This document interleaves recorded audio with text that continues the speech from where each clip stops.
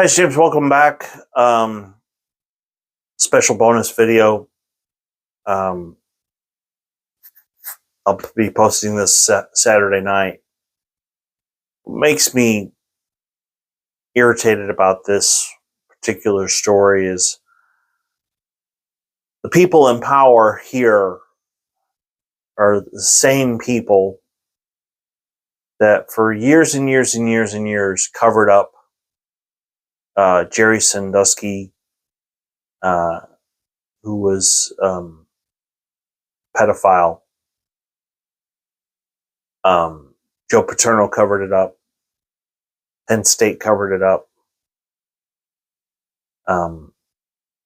One of the shows that I watch, the Monty Show, believes that Penn State should not have a football team. Here recently, two different football players, and the ESPN story said former Penn State defensive end Jameel Lyons, who was 19 years old, was arrested on charges of felony rape and other things. And then also another former Penn State football player, linebacker Kevion Keys, he was accused of a whole host of other charges as well. But then they have a press conference. And I use that term very loosely. The sports information director gets up, gives a pre-written spiel about how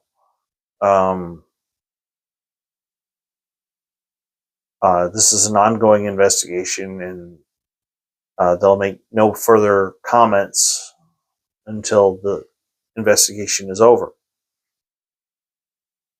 Then James Franklin gets back up on the podium and he's like, okay, I'll take questions.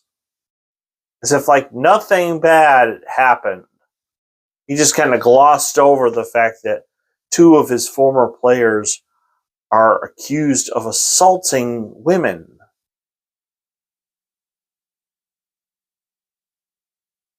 And of course, what do the reporters do? They want to ask questions about, when did you know that this took place? He just walks away from the podium. Sports information director gets back up there again. At this time, we're not going to make any further comments.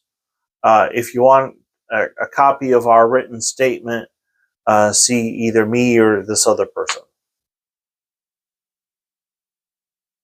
If you weren't prepared to talk about it, why even have the press conference? You're wasting their time. They're going to ask you because they're doing their job.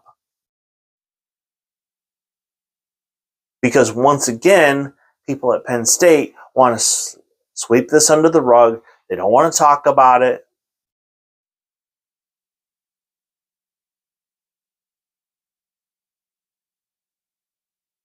When are people at these major universities, when are they going to sit their players down and say, hey, look,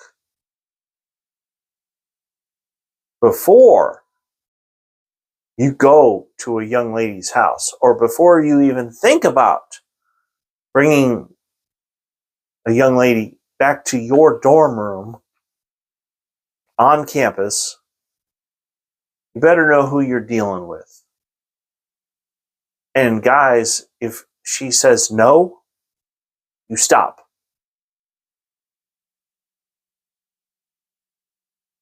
I don't care if it's consensual all the way to the point where you're naked and you're about to begin intercourse. If she says no, you stop.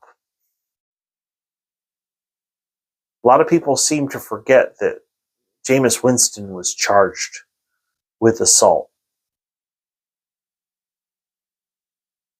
Because during the playoff game, the semifinal game, Oregon beat Florida State, and the Oregon fans were chanting when Florida State would play their fight song over and over and over and over again, except the Oregon fans were saying no means no. No means no.